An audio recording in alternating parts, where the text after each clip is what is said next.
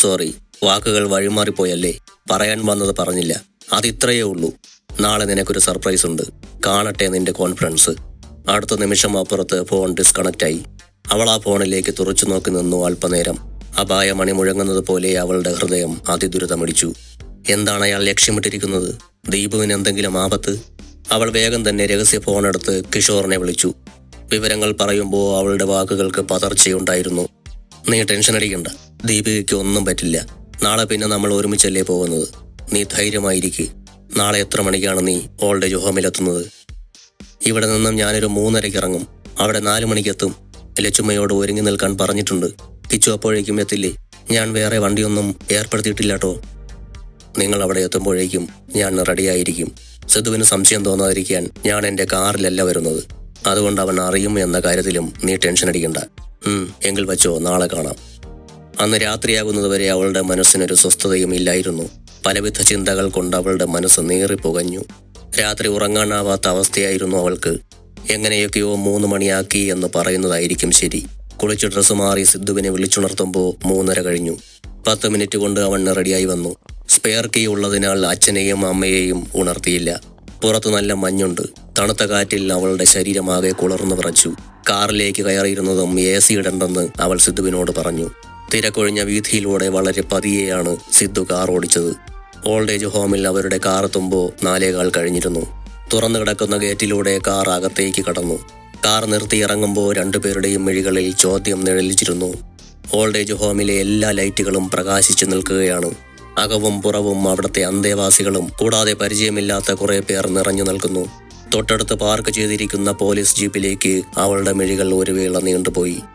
ഇടറിയ കാൽപാദങ്ങളോടെയാണ് അവൾ സിദ്ധുവിന്റെ പിന്നാലെ കെട്ടിടത്തിനകത്തേക്ക് പ്രവേശിച്ചത്. വരാന്തയിൽ പോലീസ് കൂട്ടം കൂടി നിൽക്കുന്നുണ്ട്.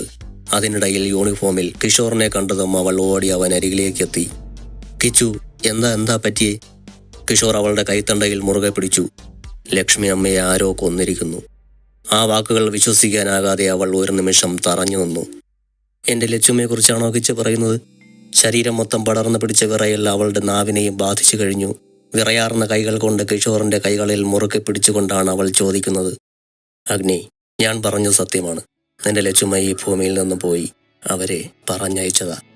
എന്നിട്ടും വിശ്വാസം വരാതെ അവൾ അല്പനേരം കൂടി അവന്റെ മിഴികളിലേക്ക് നോക്കി നിന്നു. സത്യം. അവളുടെ മിഴികളിലെ വിശ്വാസമില്ലായ്മയെ മനസ്സിലാക്കിക്കൊണ്ട് തന്നെ ഒരു ഊന്നൽ കൊടുത്തുകൊണ്ടാണ് അവൻ ആ വാക്കുച്ചരിച്ചത്. എനിക്ക് കാണണം. എനിക്കെന്റെ ലക്ഷ്മിയെ കാണണം കിച്ചു, പ്ലീസ്. അവൾ വലിയ വായിൽ കരഞ്ഞു. ഏയ് അഗ്നി, നീ എന്താ ഒരുമാതിരി കൊച്ചു പിള്ളേരെ പോലെ? കരയല്ലേ, എല്ലാവരും ഇങ്ങോട്ട് ശ്രദ്ധിക്കുന്നു. അവൻ അവളുടെ പുറത്തു തട്ടി പറഞ്ഞു. ആരെന്നെ ശ്രദ്ധിച്ചാലും പ്രശ്നമില്ല കിച്ചു. ലക്ഷ്മിയെ കാണണം, അതെന്റെ ആവശ്യമാണ്. നീ ഇവിടെ നിൽക്ക്, ഞാൻ സാറിൻ്റെ അടുത്തൊന്ന് ചോദിക്കട്ടെ. അവളുടെ വാക്കുകൾ ഉറച്ചതാണെന്ന് മനസ്സിലാക്കിയതും കിഷോർ പറഞ്ഞു. കിഷോർ ACPയുടെ അടുത്തേക്ക് പോയതും സിദ്ധു അവളുടെ അടുത്തേക്ക് വന്നു. മോളെ, നമുക്കിവിടെ നിന്നും വേഗം പോകാം. നീ അവരുമായി യാത്ര പോകാൻ വന്നതാണെന്നൊന്നും ആരോടും പറയല്ലേ, പിന്നെ ഇതിന്റെ പിന്നാലെ നടക്കേണ്ടി വരും. അവൾ തിരിഞ്ഞ് സിദ്ധുവിന്റെ മുഖത്തേക്ക് നോക്കി. അന്നേരം അവളുടെ മിഴികളിൽ കനലാളുന്നുണ്ടെന്ന് അവന് തോന്നി. ഏട്ടാ, ഞാൻ എൻ്റെ അമ്മയെപ്പോലെ സ്നേഹിച്ച വ്യക്തിയാണ് ഇതിനുള്ളിൽ മരിച്ചു കിടക്കുന്നത്. ആരുമല്ലാത്തവളെപ്പോലെ പുറംതിരിഞ്ഞിറങ്ങിപ്പോകാൻ എനിക്ക് കഴിയില്ല. അവൾ ചുവരിലേക്ക് ചേർന്നു നിന്നുകൊണ്ട് മിഴികൾ ഇറുക്കി അടച്ചു. അടച്ച മിഴികളിൽ നിന്നും നീർക്കണങ്ങൾ കവിളുകളിലൂടെ ഒലിച്ചിറങ്ങി. മിത്രയെ എന്തെങ്കിലും പറഞ്ഞ് തിരിച്ചു കൊണ്ടുപോകാമെന്ന് ചിന്തിച്ചാണ് അവൻ അവളുടെ അടുത്തേക്ക് വന്നത്. എന്നാൽ അത് നടക്കുന്ന കാര്യമല്ലെന്ന് അവളുടെ ഭാവത്തിൽ നിന്നും സിദ്ധു തിരിച്ചറിഞ്ഞു. അവിടെ നിൽക്കുന്ന ഓരോ നിമിഷവും അവനിൽ ഭീതി നിറയാൻ തുടങ്ങി. പെട്ടെന്നാണ് കിഷോർ അവർക്കിടയിലേക്ക് കയറി വന്നത്. വാ എന്ന് പറഞ്ഞുകൊണ്ടവൻ അവളുടെ കൈ പിടിച്ച് ഉള്ളിലേക്ക് നടന്നു. മിത്രയെ കൊണ്ടുപോകേണ്ട എന്ന് കിഷോറിനോട് പറയാൻ സിദ്ധുവിന്റെ ഉള്ളു കൊതിച്ചെങ്കിലും ശബ്ദം പുറത്തേക്ക് വന്നില്ല. അവൻ നിസ്സഹായതയോടെ തൂണിലേക്ക് ചാരി നിന്നു. തിരുവാതിരയുടെ മുൻപിലാണ് പോലീസുകാർ കൂട്ടം കൂടി നിൽക്കുന്നത്. മിത്രയെ കണ്ടതും അവൾക്ക് കാണുന്നതിന് വേണ്ടി അവർ വഴിയൊഴിഞ്ഞു കൊടുത്തു. വാതിൽക്കൽ നിന്നും അവൾ ആ മുറിയിലേക്കൊന്ന് എത്തി നോക്കി. അതിനുള്ളിൽ കണ്ട കാഴ്ചയിൽ അവളുടെ മിഴികൾ തുറിച്ചുന്തി. കഴുത്തറുത്ത നിലയിലാണ് ലക്ഷ്മിയുടെ ബോഡി കിടക്കുന്നത്. തല ഉടലിൽ നിന്നും വേർപെട്ടിട്ടില്ലെങ്കിലും പകുതിയിലേറെ അറ്റുപോയ അവസ്ഥയിലാണ്. അവളുടെ ഉള്ളിൽ നിന്നും ഒരു ആർത്തനാദം തൊണ്ടക്കുഴിയോളം എത്തി നിന്നു. ഇരു കൈകൾ കൊണ്ട് മുഖം പൊത്തി കരഞ്ഞുകൊണ്ടവൾ ആ വാതിൽ പടിയിൽ മുട്ടുകുത്തിയിരുന്നു. അല്പസമയത്തിന് ശേഷം അവൾ മിഴികൾ തുറന്ന് മുറിയിലാകെ ഒന്ന് നോക്കി. ലക്ഷ്മി കിടക്കുന്ന ബെഡിനരികിലായി ഒരു ബാഗ് എവിടെയോ യാത്ര പോകാൻ എന്ന പോലെ ഇരിക്കുന്നുണ്ട്. അതിനടുത്തായി ഒരു പച്ചക്കര മുണ്ടും വേഷ്ടിയും, അതിനു മീതെ ഒരു പച്ച ബ്ലൗസും. ഇന്ന് പോകുമ്പോൾ ഉടുക്കാനുള്ള ഡ്രസ്സും കൊണ്ടുപോകാനുള്ള ബാഗുമാണതെന്ന് അവൾക്ക് ഒറ്റ നോട്ടത്തിൽ മനസ്സിലായി. അവളിലെ സങ്കടം മണ പൊട്ടിയൊഴുകി. പോലീസുകാർ ഇൻക്വസ്റ്റ് തയ്യാറാക്കുന്ന തിരക്കിലാണ്. കിഷോർ അവളെ തോളിൽ പിടിച്ചെഴുന്നേൽപ്പിച്ചു. വാ, മതി കണ്ടത്. കുറച്ച് ബലം പ്രയോഗിച്ചു തന്നെ അവൻ അവളെ മുൻപോട്ട് നടത്തി. പാറുവമ്മ? അവളുടെ ചോദ്യഭാവത്തിൽ കിഷോറിനെ നോക്കി. ഓഫീസ് റൂമിലുണ്ട്. അവൻ അവളെ പാർവതിയുടെ അടുത്ത് കൊണ്ടു ചെന്നാക്കി.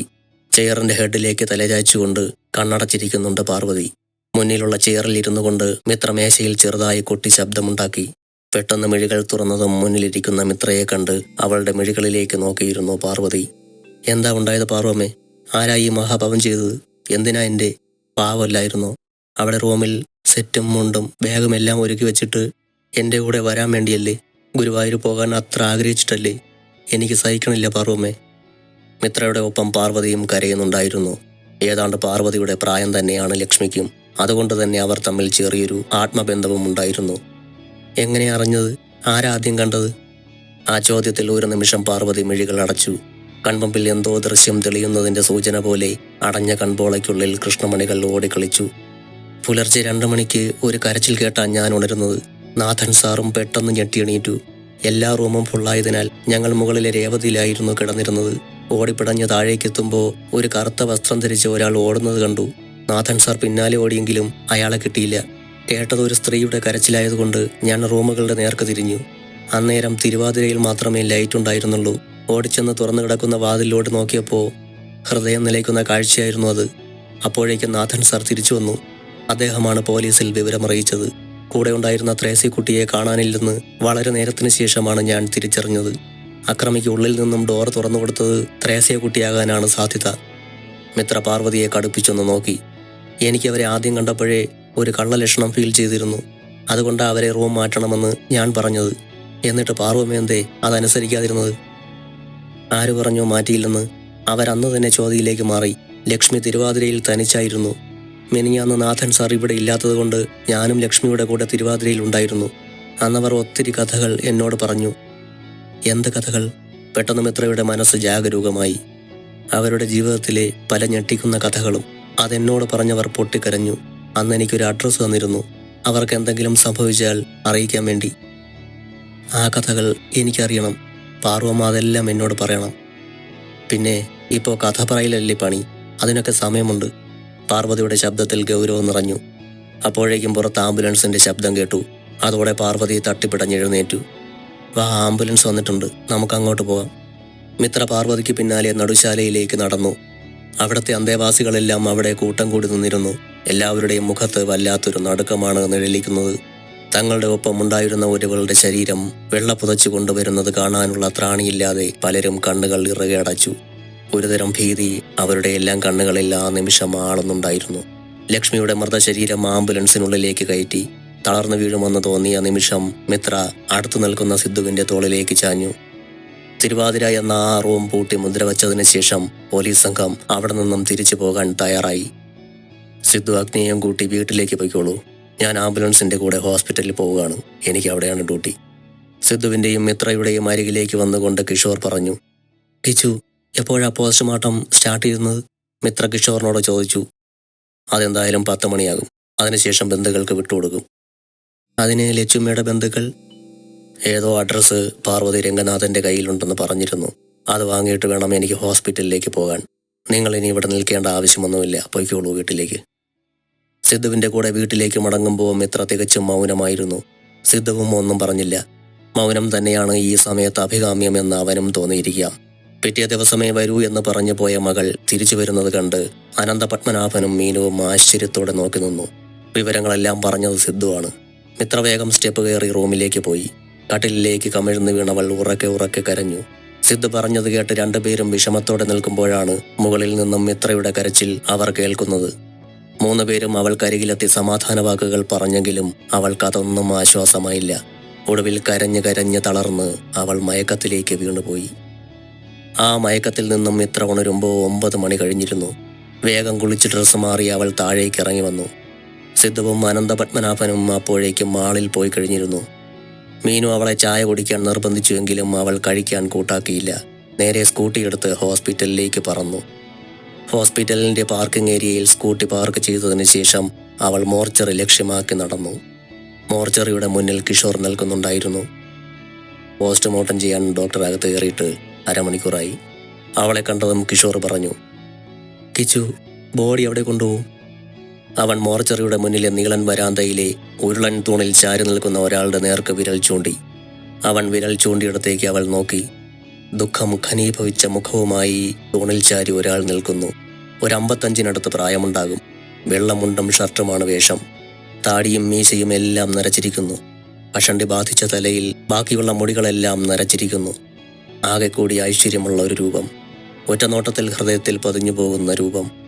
ആരാത്? അതാണ് ലക്ഷ്മണൻ പോറ്റി. അവളുടെ ചോദ്യത്തിനുള്ള മറുപടിയായി അവൻ പറഞ്ഞു, ലക്ഷ്മണൻ പോറ്റിയോ? ആരായാൾ? ലക്ഷ്മി അമ്മയുടെ ഹസ്ബൻഡ്.